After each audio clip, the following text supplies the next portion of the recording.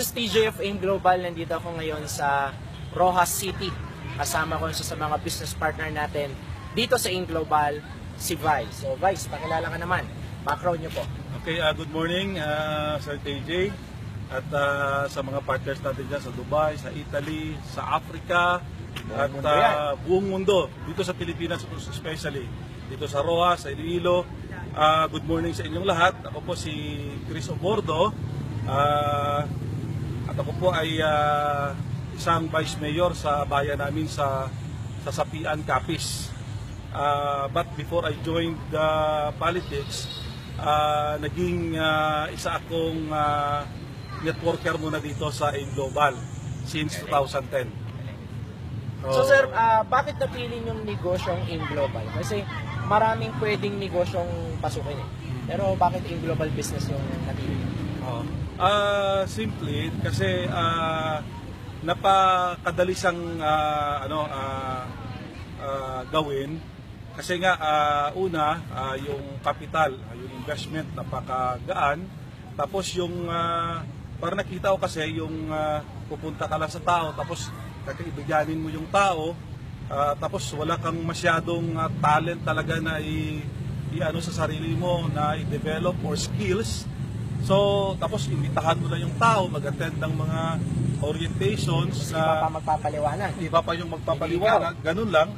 Kasi ako kasing tao, marami akong kaibigan, sir. So, tapos, yun nga, na-excite ako kasi yung iba kong kaibigan na nag-join dito, lumaki na dito sa AIM Global. So, naging successful na. So, that's why, tinry ko siya. Akala ko nga, nung una, yung goal ko lang, kumita ako ng part-time na 20,000, 30,000, gano'n lang. Until nag-resign ako sa trabaho, at full-time ko na siya noong 2011 na. So ngayon, Vice Mayor at the same time ginagawa niya AIM Global. Sabay na rin. Kasi kaya ko po sila interview guys, kasi sila yung mga top earners natin dito din sa Roxas City. Katabi nga sila ng kotse ni Upline Edmond, no? Nagulat ako pagdating ko parehas ng kotse. So, sir, so ito, katas ng AIM Global? Oo, katas ng AIM Global. Kasi actually, bago ako nag-Vice Mayor, malaking tulong talaga yung AIM Global kasi wala naman akong other sources of income aside sa AIM Global.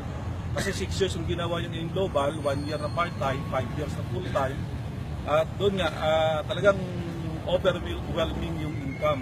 So alam niyo naman sa politika, pag sumali ka, magastos, especially nung nag-start kami ng campaign namin October of 2015. So 7 months yung kampanya namin hanggang nag-election day.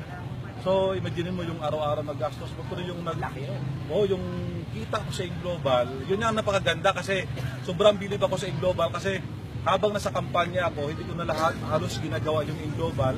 Online na lang ng konti, sa Facebook na lang kasi lumaki na rin yung grupo. Lumaki na rin yung grupo ko. Ngayon may downline ka sa iba't ibang lugar?